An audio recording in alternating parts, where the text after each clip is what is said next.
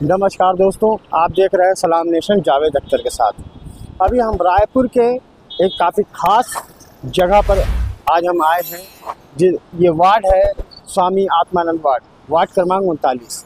यहाँ पर आज एक बड़ा विचित्र मामला सामने आया है कि यहाँ पर एक सन एंड सन ज्वेलर्स द्वारा काफ़ी बड़ा एक कॉम्प्लेक्स का निर्माण किया जा रहा है। इस कॉम्प्लेक्स के निर्माण के पीछे की कहानी काफ़ी संदिग्ध है और कई सवाल इसमें अभी भी रहस्यमयी बने हुए हैं। यहाँ पर अब आप सबसे पहले तो आप इस स्थल को देखिए। इस स्थल को देखिए कि यहाँ पर एक मॉल बन रहा है और मॉल के बीच में एक मकान आ रहा है। अब ये मकान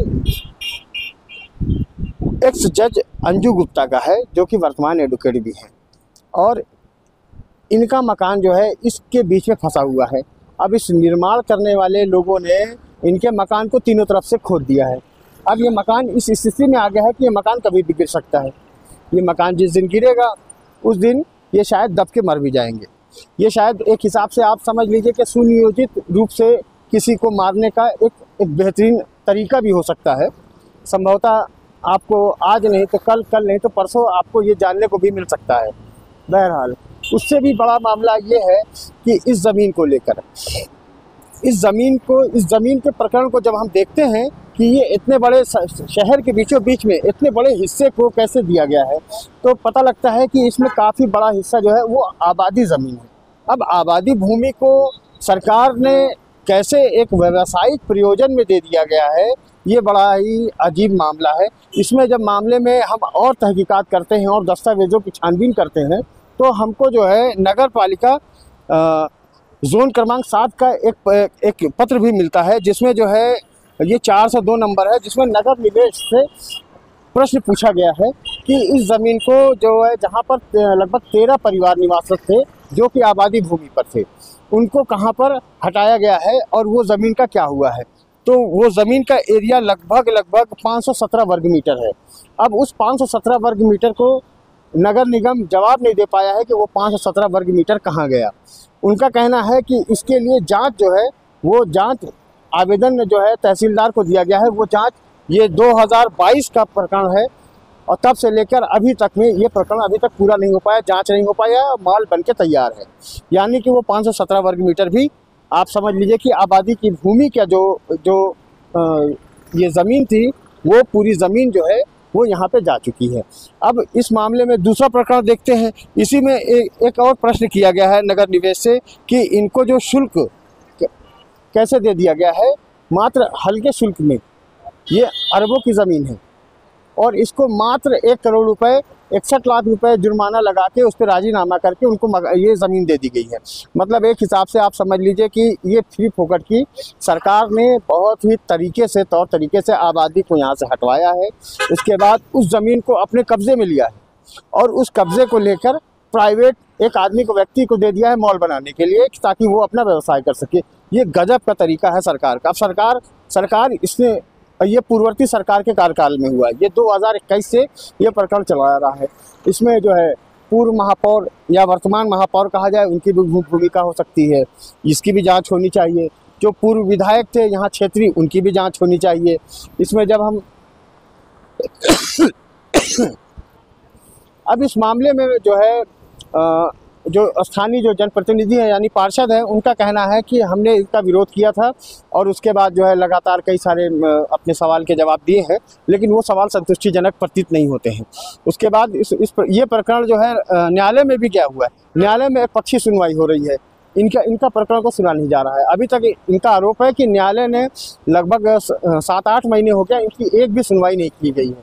ये न्यायालय का भी अजीब मामला है कि न्यायालय एक तरफ न्यायपालिका की बात की जाती है, न्यायपालिका में भी अगर न्याय नहीं मिलेगा तो आम इंसान कहाँ जाएगा। ऐसे में बहुत बड़ा सवाल है, ये मॉल आबादी भूमि पर कैसे बन रहा है और इस मकान को अगर क्षतिग्रस्त होता है या इनके जान माल को नुकसान होता है तो इसका जिम्मेदार कौन होगा। आप बने रहिए हमारे साथ। जी बताइए, आप लोग आज यहाँ पे धरना दे रहे हैं, कारण क्या है? वो मेरी पति की हत्या के कारण है और यहाँ पे भू माफिया लोग रहते हैं। पूरा मकान को हमारे तोड़ रहे हैं, नाली को अलग तोड़ दिए हैं, पूरा जर्जर कर दिए हमारे मकान को। इसको भी गिराना चाह रहे हैं और खतरा बना, हमारे जान को खतरा बना है। हम 3 जन मात्र रह रहे हैं यहाँ पे, हम लोग को भी धमकी दे रहे हैं। 2 लेडीज ही बची है यार, 2 लेडीज और मेरा बच्चा है, यानी 3 लोग पूरे परिवार में आप लोग इस और मकान मेरे में पति के तो हत्या कर दिए हैं। यानी जेंट्स नाम का कोई शब्द, सिर्फ आप 2 नहीं, लेडीज, हाँ लेडीज है और अभी एक बच्चा है। बीजेपी की सरकार है, आपने कहाँ गए और किन से, किसी से मदद मांगे आपने? सब यहाँ कागज दे दिए हैं, कमिश्नर, किसके मुख्यमंत्री निवास और क्या, यानी सरकार सभी से गुहार लगा चुका है। महिला थाना में भी दे दिए हैं, गृह मंत्री में भी दे दिए हैं, कुछ कार्यवाही नहीं कर रहे हैं। ये हत्यारे लोग तो और एकदम जबरदस्त हो गए हैं, गुंडागर्दी से चालू है इनका। किस किस तरह की परेशानी आप लोग को आ रही है? बहुत परेशान हो रहे हैं हम लोग, पूरा देखते हुए जाते हैं, घूर घूर के ऐसे देखते हैं जैसे कि अभी चाकू मार देंगे, ऐसे ऐसे करेंगे। वहाँ इनके लोग एकदम से ये लोग देखते रहते तो आज हैं। तक किसी धमकी अभी तो नहीं दी किसी ने? धमकी दे रहे हैं सब, संदीप वर्मा वगैरह सब, समाधि बना दूंगा बोल दिया हम लोग। आप कौन? अंजू गुप्ता। हाँ, तो आप बोलिए। न्यायाधीश और एडवोकेट हूँ। उसके बावजूद इस तरह से मेरे साथ व्यवहार किया जा रहा है। न्यायालय में भी हम आवेदन दिए हैं, वहाँ भी हमको सुनवाई नहीं किया जा रहा है। हमारे सब दस्तावेजों को सुनाई दिया गया, ना हमारा पक्ष रखा गया, और बिना सुने ही हमारे जो आवेदन है उसको निरस्त कर दिया गया बिल्डर फीस को। और हमारे जो भाई के छोटा भाई है उसकी हत्या कर दी गई है, हम उसकी जांच के लिए मांग कर रहे हैं। आप छत्तीसगढ़ सरकार से क्या चाहते हैं अभी? मेरे भाई की हत्या की जांच की जाए, हम लोगों की जान माल की सुरक्षा की जाए। हमारे मकान का जो गिराने का प्रयास किया जा रहा है, जिससे हमारे मकान के पीछे जो 15-15 फीट गड्ढा खोद दिया है, नाली को उखाड़ के फेंक दिया है, वो सबको बनाया जाए और हमें सुरक्षा प्रदान की जाए और इन सबको सजा दी जाए, कड़ी से कड़ी सजा। अच्छा, आपके जो भाई की बोल रहे हैं मृत्यु हो गई है करके, तो उसमें क्या मर्डर यानी हत्या की साजिश किस वजह से बोल पाते? ये पूर्व सुनियोजित षड्यंत्र पूर्वक हत्या की गई है। मेरे भाई का जो क्रोध की प्रकृति है और जिस तरह से उनका पहले से ही डे टू डे हम पे आक्रमण किया जा रहा था। नहीं, उनकी डेथ जो हुई वो एक्सीडेंट से हुई कि हार्ट अटैक से, किस वजह से हुई उनकी डेथ? आप हत्या किस मामले में? तक चोट से की गई है उनकी हत्या। ब्रेन डेड हालत में ही लाया गया था हॉस्पिटल में, और वहाँ जो PI आए बयान लेने के लिए, जब मेरा भाई बोलने की कंडीशन में नहीं है, सीधा से दिख रहा है गाय के टकराने से। और डॉक्टर ने भी कहा कि मैं आज तक ऐसा चोट नहीं देखा हूँ, गाय के टकराने से ऐसी चोट आ सकती है। ऐसा ही कहा 10 मिनट पूर्व मेरे भाई के घटना के 10 मिनट पूर्व मेरे भाई के मोबाइल में 9 बार मिस कॉल पड़ा है। और उसके पहले जो आरंग न्यायालय में गए थे नामांकन में, तो वहाँ IPM के साथ अंदर बैठा हुआ था एक और अन्य भाई जो अलग रहता है, जो बिल्डर के साथ मिला हुआ है, जिसको बिल्डर 20 लाख रुपए हमको कब्जा करवा के देने के एवज में दे चुका है। इस बात को बिल्डर स्वतः स्वीकार कर चुका है हमारे सामने में, और उसको वो बताया कि मेरे भाई आनंद को तेरे को PI पकड़ने आ रहा है। अब ये अनिल गुप्ता को कैसे पता चला, उसके मोबाइल में कैसे PI का फोन कॉल आ रहा था, वो उसका PI से क्या मतलब। और वो घटना वाले दिन की बात है, घटना वाले दिन रात की बात है। इसके पूर्व भी हमको 6 तारीख को, ये 11 तारीख की बात है, 11/8 की, 6/8 के पहले जिस दिन हमको संडे को अरेस्ट किया गया था, बिना नोटिस बिना वारंट, सीधा आतंकवादियों की तरह 20-25 पुलिस वाले आके दरवाजा को तोड़ते हुए घर के सारे मोबाइल जब्त करके, घर का CCTV हार्ड। तो इसकी सूचना आपने थाने में दी थी? हम किस चीज का? ये हम छूटने के बाद तो किए हैं सारी बातों को, और शिकायत आपने थाने में दी? थाने में भी किए हैं, SP के पास भी किए हैं, और गृह मंत्री के पास भी किए हैं। गृह मंत्री जो है, हम CBI जांच की मांग किए हैं। ये पूर्व नियोजित षड्यंत्र है हमारे मकान को कब्जा करवाने। अभी आप लोग धरना दे रहे हैं, कब तक चलेगा ये धरना? ये हमारा अखंड धरना है, जब तक हमारी मांग पूरी नहीं हो जाएगी। यदि हमारी मांग उसके तारीफ पूरी नहीं होती है तो हम आत्मदाह करें, क्योंकि अब हमारे पास रह क्या गया है, मकान को तो बिल्डर को कब्जा करने के लिए शासन प्रशासन और जो न्यायालयिक प्रशासन है वो भी पूरा इन्वॉल्व है बिल्डर के साथ। ठीक। हमें कहीं से भी न्याय की उम्मीद नहीं मिलती नजर आ रही है। बस न्याय दिलाने के नाम से आए हैं और करबला के नाम से भी आए हैं जो भी है, और करबला के पीछे भी जितने भी माफिया लोग कर रहे हैं, कब्जा करने की कोशिश में लगे हुए हैं, लिए मुस्लिम स्वच्छता के इनको जागरूक किया जाएगा और इनको काम को रोका जाएगा। और स्थायी में जितने लोग हैं, आम आसपास के जितने भी लोग हैं, इनको परेशान करके हटाने के विरोध में किया जा रहा है। इनके लिए न्याय दिलाएंगे और खड़े होंगे सब साथ में। जैसे कि हम जानते हैं कि आप पूर्व में किसानों को भी आपने बहुत अच्छे तरीके से उनको न्याय दिलाने की कोशिश की है और अभी तक उन पर कोशिश जारी है आपका। बिल्कुल उनको न्याय मिलेगा और उनके साथ साथ इनके लिए भी हमारी पूरी टीम लगेगी, इनके साथ भी न्याय दिलाएंगे और बाकी सब भाई लोग के साथ एकताई बना के यहाँ के धरना प्रदर्शन में और जागरूक कराएंगे। जैसे इनको धमकियाँ मिल रही है कि आपको यानी यहाँ से आपको हटना होगा, ये होगा, तो इसमें आप थोड़ा सहयोग करेंगे इनका? मेरे विरुद्ध अभी पता चला है कि इनको हत्या की कोशिश बताया जा रहा है। एक बार जांच मिल जान दीजिए, उसके बाद जो भी कार्रवाई होगी, धरना प्रदर्शन जितना लंबा हो सके उतना दिन किया जाएगा। यानी इनके भाई की हत्या हो गई, उसके लिए भी न्याय के लिए लड़ रहे हैं। बिल्कुल उनके न्याय मिलेगी उनको और बाकी सब टीम मिल के काम किएंगे। आपका परिचय? मोहम्मद चांद खान, समाज सेवी। हमारे आने का कारण ये है कि अंजू गुप्ता जी ने हमको कॉल किया कि यहाँ पर हमारे साथ अन्याय हो रहा है, थोड़ा आकर देखिए। तो जब हमने यहाँ आके देखा, वाकई में इस मकान के चारों तरफ से मिट्टी हटा दी गई करीब 10 फीट और ये मकान कभी भी गिर सकता है। एक अमानवीय कार्य इस बिल्डर द्वारा किया जा रहा है, इसलिए अब हम उसमें संज्ञान में हमारे आया है, हम इनके साथ में खड़े। जैसे कि आप करबला तालाब के लिए भी आप काफ़ी संघर्ष कर चुके हैं, इसके यहाँ पे आप इस वजह चाहे बताएं? यहाँ पे आते तो थे लेकिन मालूम नहीं था कि करबला तालाब के पीछे भी ये हो रहा है। यहाँ पे छत्तीसगढ़ में जो हमारी प्राचीन धरोहर होती है, तालाब, जिससे पर्यावरण, लोगों को पानी मिलता है, बोर होते हैं, वहाँ का पानी को निकाल के फेंक दिया गया, वहाँ की नगर निगम की सड़क को तोड़ दिया गया। ये सारे काम यहाँ पे इस बिल्डर द्वारा किया जा रहा है। यहाँ की निगम सोई हुई है, जिसको जागना चाहिए वो सोई हुई है, टूटे हुए। आज करीब महीनों बीत गए लेकिन निगम का एक अधिकारी ने आकर इस रोड को तोड़ने के लिए नहीं रोका। ये सरासर यहाँ पर नगर निगम पूरा भ्रष्ट हो चुका है। ऐसे भ्रष्ट नगर निगम का क्या कहना है इनके बारे में? ऐसा भ्रष्ट नगर निगम रायपुर शहर 20 शहर में पल रहे हैं। ऐसे अधिकारी जो यहाँ पे मुफ्त का पैसा ले रहे हैं निगम की तनख्वाह, और यहाँ पे रोड पे अतिक्रमण हो रहा है, तोड़ दिया गया है, तालाब पे अतिक्रमण हो रहा है, लेकिन नगर निगम सोया पड़ा है। ये सिर्फ नगर निगम की बात नहीं है।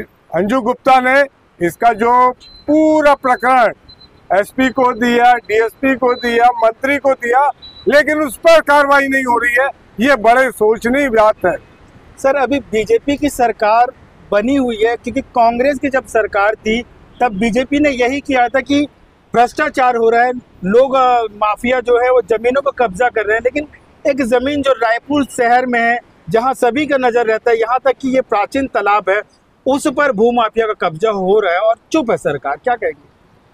यहाँ के राजेश मुणत जी विधायक हैं और उससे 200 मीटर की दूरी पे करबला तालाब है और यहाँ पे इतना काम हो रहा है और हमारे विधायक जी आंख में पट्टी बांधे बैठे हुए हैं।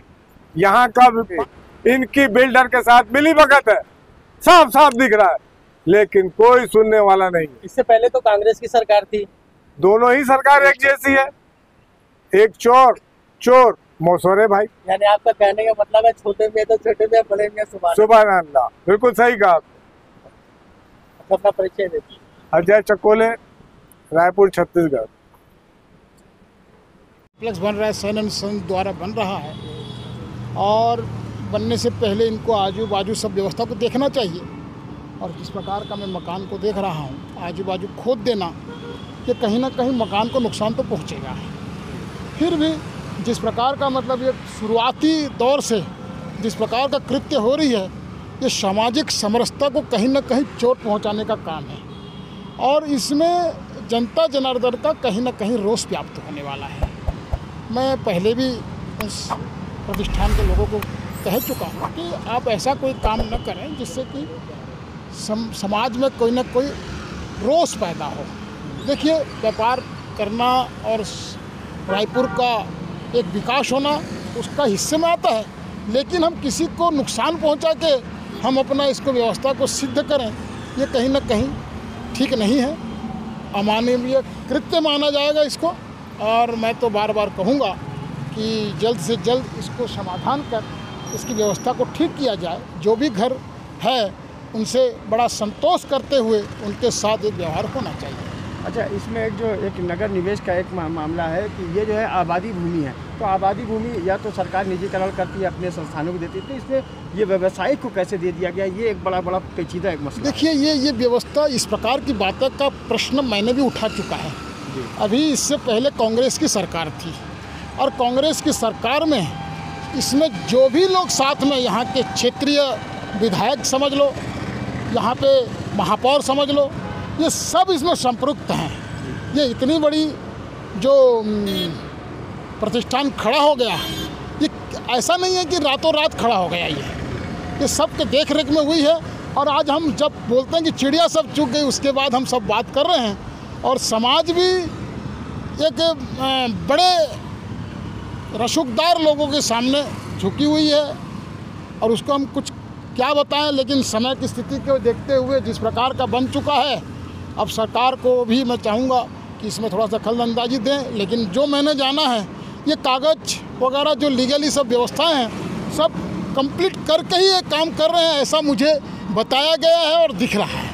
सर, करबला तालाब में आप भी वहाँ पानी में बैठकर धरना दिए थे और अभी भी मतलब आप इस आंदोलन को लेके मतलब अगर बांटा जो जा रहा है उसके बारे में क्या कहेंगे? देखिए, मैं जिस प्रकार का मतलब यहाँ पे इतना बड़ा कॉम्प्लेक्स बन रहा है और कॉम्प्लेक्स बनने के बाद जो समरसता भाव से बनना चाहिए, कहीं ना कहीं कमी है, जिसका विरोध मेरा हर समय रहा है। और ये जो स्वामी आत्मानंद सरोवर, जिसको तथाकथित पहले करबला तालाब कहा जाता था, वो आज करबला तालाब नहीं है, यह स्वामी आत्मानंद सरोवर के रूप में जाना जाता है। और वह उन्होंने एक बार मतलब पीछे से भी कोई उसको तालाब को कम करने की कोशिश की थी, लेकिन समाज जागरूक है, वहाँ के रहने वाले सब जागरूक हैं। जागरूकता के साथ वह जो पटाई हो रही थी उन्होंने उसको हटा दिया है और पीछे से ऐसा कोई तकलीफ नज़र ज़्यादा तो नहीं आ रही है। लेकिन फिर भी मैं उनसे बार बार ये कह रहा हूँ कि भाई आप अपना प्रतिष्ठान को बहुत मजबूत कीजिए, दिन दोगुना रात चौगुना कीजिए, लेकिन जनता जनार्दन आसपास का भी उनकी सेहत का ख्याल जरूर रखना चाहिए। सर, रोड और रास्ते को भी जिस तरह से ब्लॉक कर दिया, आने जाने वालों को सबसे ज़्यादा समस्या उत्पन्न हो रहा है, उस बारे में क्या कहेंगे? नहीं, बिल्कुल करना पड़ेगा, उनको ठीक करना पड़ेगा। रोड किसी प्रकार का बंद नहीं करने दूंगा मैं, कुछ भी हो जाए। अगर रोड बंद होगा तो मेरे छाती के ऊपर से बंद होगा, ये बात तय है। रोड बंद तो कर दिया, नहीं बंद कर, मेरी परसों ही बात हुई है, किसी भी हालत में बंद नहीं करने दूंगा, चाहे मुझे कहीं तक भी जाना पड़े, चाहे इसमें किसी के साथ मेरे को लड़ना पड़े। मेरे घर की नाली को तोड़ दिया है। यहाँ से व्यवस्थापित किया गया, शासकीय मकान दिया गया उनको और उनकी भूमि भी इन्होंने कब्जा कर लिया है। मैं तो कह रहा हूँ ना, क्या उसके लिए पूर्व सरकार का ये षड्यंत्र और मिली भगत में कार्य हुआ है और उसकी जांच भी होनी चाहिए और उसके ऊपर किसी प्रकार का कोई भी दोषी पाया जाता है तो उसके ऊपर कार्रवाई भी होनी चाहिए। आज यहाँ भूमि की कीमत लगभग करोड़ रुपए होती है, जिसे मात्र 61 लाख रुपए से लेकर 1 करोड़ रुपए तक इन्होंने शुल्क पटाया है और मात्र उतने में अपने नाम कर लिए हैं। क्या यह जायज़ है? देखिए, उसके बारे में मुझे तो जानकारी है नहीं, क्या लिया क्या दिया, लेकिन हाँ इतना जानता हूँ कि भाई आजू बाजू के लोगों को नुकसान पहुँचा के कोई काम नहीं होना चाहिए। मैं उसका पुरजोर विरोध करता हूँ और यहाँ की जनता के साथ हूँ। जब मुझे कहेगी मैं यहाँ पे खड़ा रहूँगा, खड़ा था, खड़ा हूँ, खड़ा रहूँगा। अभी इनका मकान काफ़ी जर्जर हो चुका है भारी मशीनों के प्रयोग से और कभी भी टूट सकता है।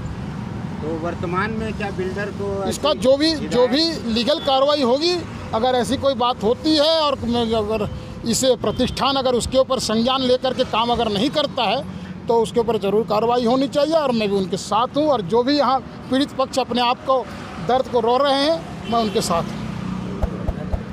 आपकी उपस्थिति यहाँ पे किस? मैं इंजीनियर लाल बहादुर यादव 8 नंबर रायपुर लोकसभा का प्रत्याशी हूँ। अभी जो जनसंपर्क का जो डोर टू डोर का जो अभियान चल रहा है मेरा, मैं उसके अंतर्गत आज इस मोहल्ले पे आया हूँ लोगों से मिलने के लिए। तो मतदाताओं में अपने गोंडवाना गणतंत्र पार्टी को वोट देने के लिए, तो मैंने यहाँ पर देखा कि एक महिला जो है, जो पूर्व न्यायाधीश है और वकील हैं, उनके धरने पे बैठी हुई हैं। तो मैंने उनसे पूछा कि क्या समस्या है, तो उन्होंने बताया कि ये जो पीछे एक जो बहुत बड़ी जो बिल्डिंग बन रही है प्राइवेट, वो उनके मकान को धाराशाही करने के लिए गलत तरीक़ों का उपयोग कर रही हैं। फिर मैं और उन्हें ये भी बताया कि पीछे जो तालाब है, करबला तालाब है, जो आत्मानंद तालाब के नाम से भी जाना जाता है, उसका भी इन लोगों ने पूरे तरह से जब उसको वो किया जा रहा है कि उसमें अपना अधिकार को लिया जा रहा है। तो उसके हम संज्ञान में लेते हुए हम ये आज जल जंगल जमीन जो हमारा जो गोंडवाना गणतंत्र पार्टी का जो मोटो है, उसके अंदर हम ये कहते हैं जो सुप्रीम कोर्ट का जो गाइडलाइन है कि तालाब को, जंगल को जो है उसकी स्थिति को नहीं पूरा स्तर रखा जाए, तो उसको हम संज्ञान लेते हैं। हम उनके जो पेपर का हमने कुछ अध्ययन किया है, तो उस महिला के जो उन्होंने अब तक जो कार्रवाई के लिए नगर निगम में और टाउन एंड कंट्री प्लान में और कलेक्टर को और इवन मैं देख रहा हूँ कि गृह मंत्री को भी इन्होंने आवेदन दिया है, पर दिख रहा है कि इसमें कहीं कहीं लोगों की संलिप्तता दिख रही है कि जो पीछे बढ़ रही है भवन में, उसमें इन लोगों ने कार्रवाई नहीं करके इस महिला को ही तंग किया जा रहा है। तो इसको हम अभी लोकसभा चुनाव के इस मद्देनजर जो लगा है उसको संज्ञान में ले करके इसके बाद हम गोंडवाना गणतंत्र पार्टी इस महिला के जो और जो सामाजिक समरसता को बनाए रखने के लिए हम आंदोलन करेंगे। और इसको जो हमारा करबला तालाब को अगर इस तरफ से अतिक्रमण किया जा रहा है, उसको पूर्ण रूप से हम इनके भूमाफियों से स्वतंत्र कराएंगे। यानी आपके साथी भी और कोई लोग नहीं आए? नहीं, ये अभी के देखिए ये अंतिम दिन चरण में है। हम सिर्फ कोई जन वो आंदोलन वगैरह नहीं कर सकते हैं। तो हम जो डोर टू डोर है मतदाताओं से हम अपील करने के लिए, उसके अंतर्गत मैं यहाँ पर आया हुआ हूँ मतदाताओं से अपील करने के लिए। कल के जो मतदान में हिस्सा लेवें और हम गोंडवाना गणतंत्र पार्टी हमारे जो 14 नंबर पे मैं प्रत्याशी हूँ, मुझे मतदान करें। यानी कि आप आचार संहिता का उल्लंघन नहीं करें? जी नहीं, अब आचार संहिता का हम संविधान का पूर्णतः पालन करते हैं और इसके लिए हमारा गोंडवाना गणतंत्र पार्टी जो 30 साल पुराना है, पूरे संविधान के अनुसार ही चलता है और संविधान के अनुसार ही हम कार्य करते हैं। सर, आप डोर टू डोर लोकसभा चुनाव में अभी लोगों से मिल रहे हैं और जिस तरह से भूमाफिया द्वारा जमीनों को कब्जा किया जा रहा है, तालाबों को पाटा जा रहा है, और खुद बीजेपी सरकार ये बोलकर आई थी सत्ता में कि कांग्रेस द्वारा भ्रष्टाचार सबसे ज़्यादा हुआ, और लेकिन बीजेपी अभी तक कुछ जवाब नहीं दे रही।